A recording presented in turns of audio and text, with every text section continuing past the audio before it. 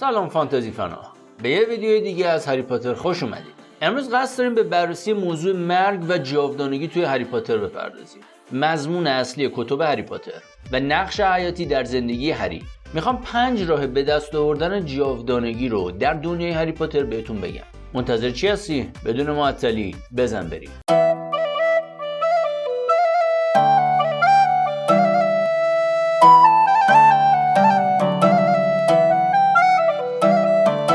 هری تنها کسی نبود که با مرگ دست و پنجه نرم می‌کرد. در واقع آنتاگونیست‌های اصلی رابطه منحصر به فردی با مرگ داشتن. مثلا ولدمورت یا حتی خود جوونی‌های دامبلدور. وسواس ولدمورت به زندگی ابدی و ارزشی که برای دنیای زندگان قائل بود، بارها و بارها در کتاب و فیلم به ما یادآوری شده. از نظر اون هیچ چیزی بدتر از مردن نبود. هیچ چیزی بدتر از مرگ نیست. در حالی که دامبلدور بارها بهش تذکر داده.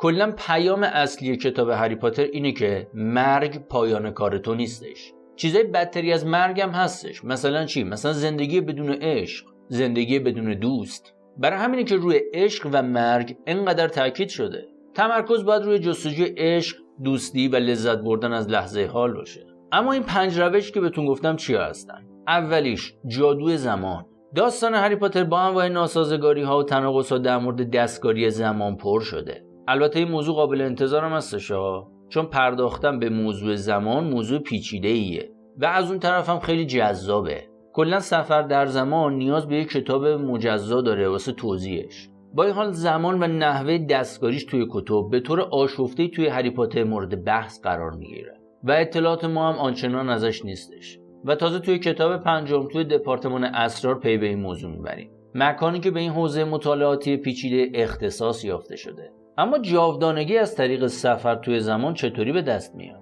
هرچند که نمیشه کامل بررسی کنیم که این امر چگونه محقق میشه. واسه همین یه مقداری اطلاعاتمون کمه و این تئوری کمی مشکوکم به نظر میرسه، چون در پایان برای شما کلی سوال باقی میذاره. اولین سوالش اینه که هر چقدر توی زمان سفر کنی بازم پیر میشی، تازه بیشتر پیر میشی، 2 برابر یا چندین برابر بقیه زندگی میکنی. اما تو جنگ وزارتخونه، توی کتاب، توی فیلم نشون ندادن. یه جایی هستش که پی به این موضوع میبریم. 1 ساعت میشکنه میفته روی یه مرگخواره. این مرگخواره تبدیل به نوزاد میشه، بزرگسال میشه، نوزاد میشه، بزرگسال میشه و بالعکس، و این چرخه هی ادامه پیدا میکنه. اینجا بود که همشون وحشت زده شدن از کاری که زمان میتونست با این مرگخوار انجام بده. موهای یارو میریخت، ریشاش سیاه میشد، جمجمش کوچیک میشد، بعد بزرگ میشد، نوزاد میشد، بالغ میشد، پیر میشد و این چرخه دوباره ادامه داشت. اگه شما بتونید تمام بدن خودتون رو وارد اون شیشه بکنید، به یک کودک تبدیل میشید و احتمالاً سالهای از دست رفته رو دوباره به دست میارید.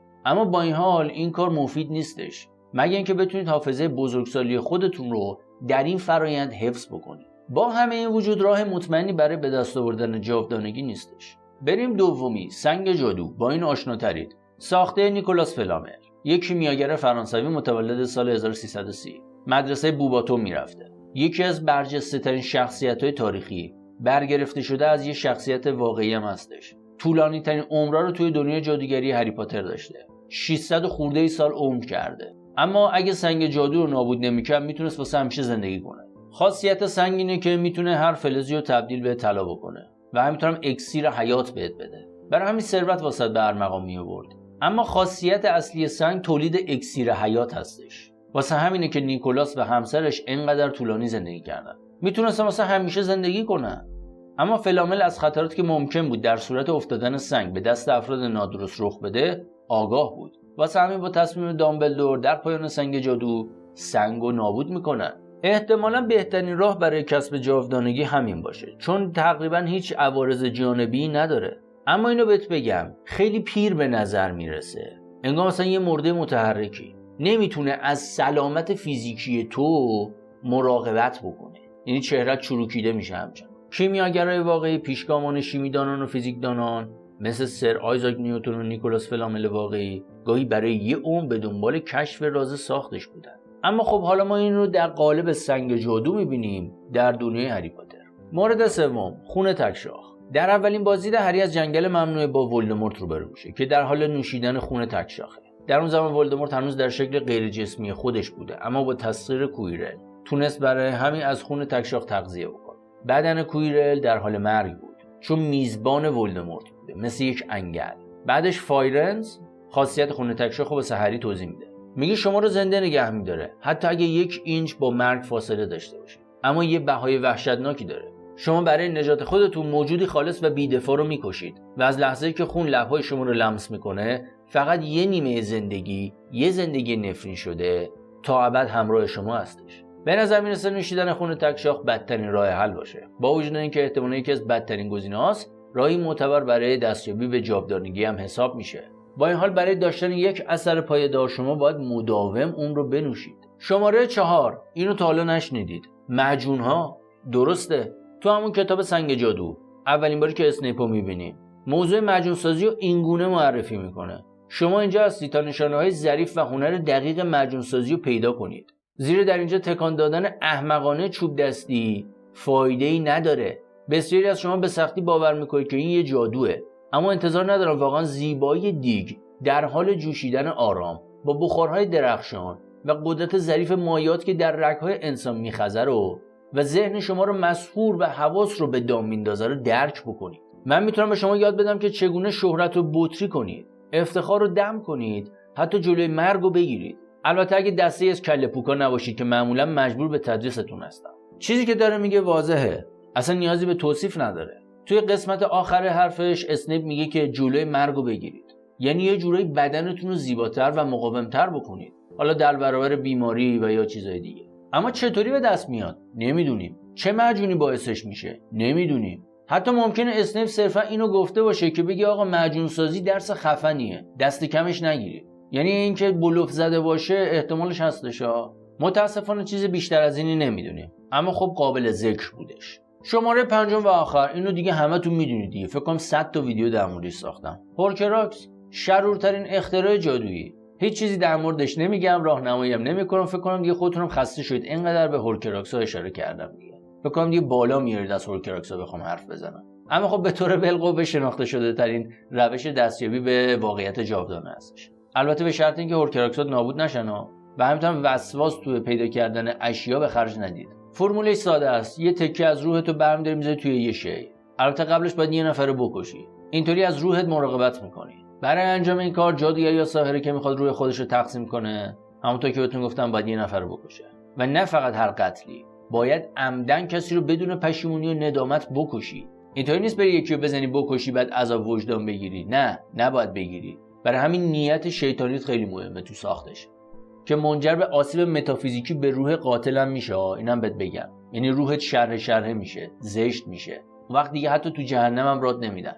به نظر من بین این 5 تا سنگ جادو از همشون بهتر بود. نظر شما چیه؟ شما کدوم راهو انتخاب میکنید؟ برام کامنتش کن. امروز بریم سراغ مسئله‌ای که تا به همین الان اصلا حواست بهش نبوده. چرا هری پاتر توی فیلم سنگ جادو، توی فیلمشا حتی یک بار هم از جادو استفاده نمیکنه؟ امروز میپردازیم به این مسئله. وقتی که توی کتاب میفهمیم که هری قراره از دنیای ماگلی خلاص بشه و بره به سمت دنیای جادو، اصلا خود ما هم هیجان زده شدیم.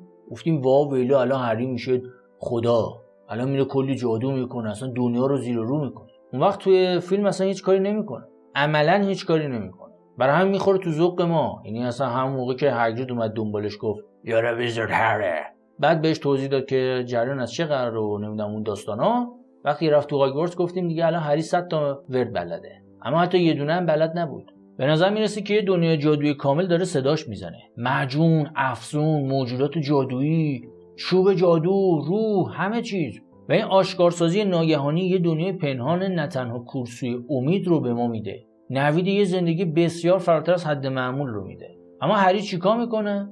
مطلقاً هیچ افسونی اجرا نمیکنه. برای همینه که تا بخوای با داستان هری پاتر جا بیفتی خیلی طول میکشه. حقیقتا بهتون حق میدم که مثلا توی این مورد انتقاد داشته باشید یا مثلا خوشتون نیاد. ما معمولا خیلی دوست داریم کاراکتر سریعا مسیر خودش رو پیدا کنه، اما باید تا کتاب 5 تا پایان محفل ققنوس بخونی تا بفهمی هری میخواد چیکار کنه.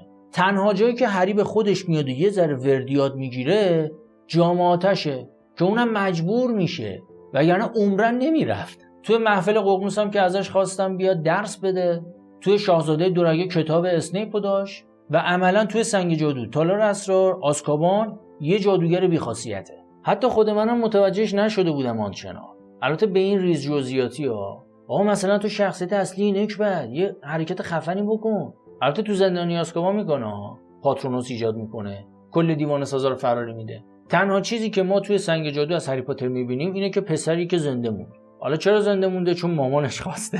یه مقداری غیر منطقیه دیگه، درسته؟ کل فیلم سنگ جادو 20 دفعه این ور اون ور کنید هیچ چیزی نمیبینید. میدونیم که تازه وارد مدرسه شده، بدون هیچ گونه آموزش جادویی، کنترلی به جادوش نداره. بنابراین قبل از تحصیل توی هاگوارتس کودکان جادوگری که ذاتاً مستعد این هستن میتونن توسط احساسات قوی مانند عصبانیت، ترس یا سردرگمی تحریک بشن و یه حرکتی انجام بدن. مثلا توی باغ وحش میاد شیشه محفظه رو ناپدید میکنه، ناخواسته مثلا کلاهگیس میذاره روی سرش، ناخواسته کلاهگیس معلمش رو آبی میکنه، ژاکت گشاد دادلی واسش اندازه میشه، موهاش یه شب بعد از کچل شدنش دوباره در میاد، توی باغ وحش با مار صحبت میکنه، اونو آزاد میکنه. هیچ کدوم از این افسونا رو با چوب دستی انجام نداده. بهترین مثالی که میتونم واسهتون بزنم این هستش که اولیواندر، جایی که هری واسه اولین بار با چوب دستی جفت میشه، هری در حین تلاش واسه یافتن چوب دستی مناسب واسه خودش انواع خرابی ها رو به قفسه های چوبی اولیواندر میزنه. توی فیلم هم مشاهده میکنه وقتی چوب دستی رو تکون میده همه چیز میریزه بیرون، قفسه ها واژگون میشن که شوها باز میشه، جرقه میزنن. اما وقتی سرانجام چوب دستی مناسبی به هری داده میشه هیچ اتفاقی عملا نمیفته. یعنی مخاطب با خودش فکر میکنه این چوب دستی ها واسش جفت نشدن، ببین چه خرابی ایجاد کرد. بعد وقتی که چوب دستیه باش جفت میشه یه واکنشی کاملا عکس این قضیه داره، یعنی هیچ اتفاقی نمیفته. اما در واقعیت این فقط نمونه دیگه‌ای از جادوی غیر عمدی بوده. یعنی تمام اون خرابی ها و اتفاقاتی که واسهتون توصیف کردم غیر عمدی بودن. تنها افسونی هم که توی کتاب میخواد انجام بده و موفق نیستش همون وینگاردیم لویوس هستش. حتی توی کلاس هم هری موفق نشد و اصلا هم توی کتاب نمیفهمیم که چه جادویی رو بلد بوده اصلا. بجاش توی فیلم ما اونجا جادوی هرماینی رو میبینیم. حتی وقتی که توی جنگل ممنوعه با ولدمورت روبرو میشه فایرنز میاد نجاتش میده. هری اصلا از جادو استفاده نمیکنه. بازم در طول برخوردش با ترول توی دستشویی کاملا شانسی بود و رون به دادش رسید. فقط میافته پشت تروله، اصلا هیچ کاری نمیکنه. و در طول رویارویی نهاییش با پروفسور کویرل هری اون رو نه با چوب دستی بلکه با قدرت طلسم محافظتی مادرش شکست میده. اصلا هر چی داشته خودش نبوده. خیلی مسخره است. جادویی که سالها قبل روی بدنش هستش دیگه از مادرش و نقطه عطف داستان اصلی هری پاتر هم هست. بیشتر مثل یک تماشاچی و مسافر میمونه توی این دنیای جادو که پر زرق و برقه و ما اصلا ارضا نمیشیم. بیشتر شبیه رهگذره، نه یک شرکت کننده اصلی، کسی که سهیم باشه، متکی بر غریزه باشه، شجاعت باشه و همینطور از بقیه کمک میگیره به جای اینکه خودش مثلا یه افسون اجرا کنه. حداقل واسه فیلم اول این شکلیه ها. برامون سوال ایجاد میشه چرا نباید جادوگر اصلی توی فیلم جادوگری که متعلق به خودشه جادو اجرا کنه؟ تعدادی جنبه هستش که با هم دیگه در نظر میگیریمشون. اولین مورد اینه که هری به طور کاملا ناگهانی به دنیای جادو پرتاب شده. اصلا هیچ چیزی نمیدونسته. کاملا شوک زده بوده. فرصت‌های زیادی واسه آشنایی با جادو به اونا داده شد. اما هری قبل از اینکه اونا رو یاد بگیره گیج و گنگ بوده و هیچ پیش زمینه‌ای نمیدونسته. واسه همین یادگیریش طول کشید. و اون سال اول بیشتر در حین شیطنت بوده دیگه. فضولی، گردش توی هاگوارتس، رفتن به این ور اون ور، با آداب و رسوم جادوگرا آشنا بشه، با هاگوارتس آشنا بشه. هری از صفر شروع کرد و هنوز به خودش باور نداشت. اصلا نمیدونست که چه پتانسیلی داره. بعد با واقعیت والدینش روبرو میشه. تا همین الان حجم زیادی از اطلاعات و احساسات توی هری هستش که باشون دست و پنجه نرم کنه و حقیقتا واسه یه بچه 11 ساله بیش از حده. دلیل بعدی که میشه تکیه به همون دلیل قبلی. یعنی چی؟ هری احتمالاً به اندازه کافی با مفهوم جادو راحت نبوده، واسه همین شروع به اجرای افسونا نمیکنه. هری تازه تو جامعاتش میفهمه که یک افسون رو چطوری باید یاد بگیره. هری کاملا مشاهده‌گر بوده به تمام معنا. فقط اطرافش رو مشاهده میکرده. رون رو تماشا میکرده، هرماینی، دوستاش، هاگوارتس، پروفسورا. و وقتی وارد سال اول میشه میفهمه هر چیزی که میدونسته یه اشتباه بوده و واقعیت و هویت خودش رو زیر و رو میکنه. خب جای تعجب نیست که به محض ورود به هاگوارتس فوراً یه جادوگر تمام عیار با چوب در دستی در دست نشه. آخرین دلیلم که به نظر من مهمترینشه اینه که شخصیت اون هرگز درباره خودنمایی نبوده. اون پر سر و صداترین یا با استعدادترین و باهوشترین نبوده هیچ وقت. چیزی که اون رو متمایز میکنه نسبت به بقیه غریزه، شجاعت و مهمتر از همه قلب پاکش بوده و همینطورم عملگرا بودنش. این چیزی بود که اصلا اونو به یه جادوگر بزرگ تبدیل کرد، نه تعداد افسونهایی که مثلا در سال اول بلد بوده. حتی هرمیونی بهش اعتراف میکنه توی اون صفحه شطرنج، میگه هری توی جادوگر بزرگی. هری هم خجالت زده میشه، میگه بابا به خوبی تو نیستم، ولمون کن بابا. هرمیونی میگه من فقط کتابا رو حفظ میکنم، اما تو باهوشی، چیزای مهمتری هم هست، دوستی، شجاعت. اینجا اشاره میکنه دیگه، یعنی داره به ما سرنخ میده. هری کاری با وردای جادویی نداره، کار با دوستی و شجاعت و قلبش داره که تو دنیای هری پاتر قوی ترین جادو از همین عشق تو میاد. بنابراین در حالی که ممکنه عجیب باشه که شخصیت اصلی هری پاتر، جادوگر اصلی، توی فیلم اول حتی یک بار هم ورد نگه، و این همون چیزیه که شخصیتشو واسه ما دوست داشتنی میکنه دیگه. ما هم مثل اون رشد کردیم و خودمون رو پیدا کردیم. سوال من از شما اینه، اگه هری توی فیلم اول خودش حتی یه افسون هم اجرا نکرد، اولین افسون خودش رو کی اجرا میکنه؟ امروز میپردازیم به این سوال: چرا گریندلوالد از مدرسه دارمسترانگ اخراج شد؟ منتظر چی هستی؟ بدون معطلی بزن بریم. توی دنیای هری پاتر ما 11 تا مدرسه جادوگری داریم. 8 تاشو اسمشو میدونیم، جایگاهش هم میدونیم. 3 تا دیگه رو رولینگ هیچ وقت اطلاعاتی به ما نده. یکی از این مدارس دارمسترانگه، شاید بدنام‌ترینشه. به خاطر چی؟ به خاطر گریندلوالد و تدریس جادوی سیاه. این مدرسه توی شمالی ترین مناطق اروپاه، مثلا شاید اسکاندیناوی، مثل نروژ، سوئد، اونورا. در ابتدا تو قرون وسطا توسط یه جادوگر بلغاری به نام نریدا ولکانووا تأسیس میشه، البته با کمک سالازار اسلیترین. به طرز مرموزی میمیره. مدیر بعدی هرفانگ مونتر هستش، جادوگری که وفاداری مشکوک و نیت پلیدی نسبت به جادوی سیاه داشته. به عنوان مدیر مدرسه روی کار میاد. برای همین بعد از اون دانش آموزای این مدرسه روی دوئل کردن و تدریس جادوی سیاه شهرت پیدا کردن. تبدیل به جنبه‌ای تعیین کننده شد که از بقیه مدارس پیشی بگیره. هر مدرسه شیوه تدریس و گروه بندی خودشو داره که اونا رو محفوظ نگه می‌داره. حتی مکانشون هم محفوظه که بقیه مدارس یه وقت جاسوسی نکنن. و این موضوع با گذشت زمان بدتر و بدتر میشه، تا میرسیم به زمانی که ایگور کارکوروف مرگخوار میاد مدیر مدرسه میشه. شهرت واقعی این مدرسه واقعا به گریندلوالد برمیگرده، کسی که کل اروپا رو به لرزه انداخت. با فراتر بردن مرزهای جادوی سیاه، حتی بیشتر از اون چیزی که مدرسه بهش اجازه داده بود، شهرت مدرسه رو واسه همیشه لکه‌دار کرد و در نهایت به دلیل آزمایش‌های تاریک و پیچیده و حملات نزدیک به مرگ که بر دانش آموزان اجرا می‌کرد اخراج میشه. اما آیا واقعا دلیل اخراجش همینه؟ یعنی دقیقاً چه کاری انجام داد؟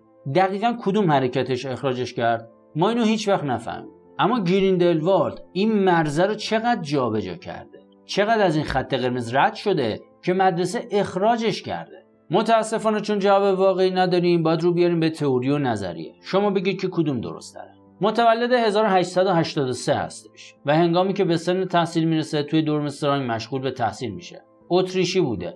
تقریبا بلافاصله اون شروع به جذب فرهنگ قدرت پرستی و متمایل به جادوی سیاه مدرسه کرد و در حالی که هنوز بسیار جوان بود، توانایی جادویی استثنایی از خودش نشون میده که مدرسه قبلا هرگز ندیده بود. وقتی 16 سالش میشه، پیگیر چیزای تاریک میشه و افراطی میشه کلا.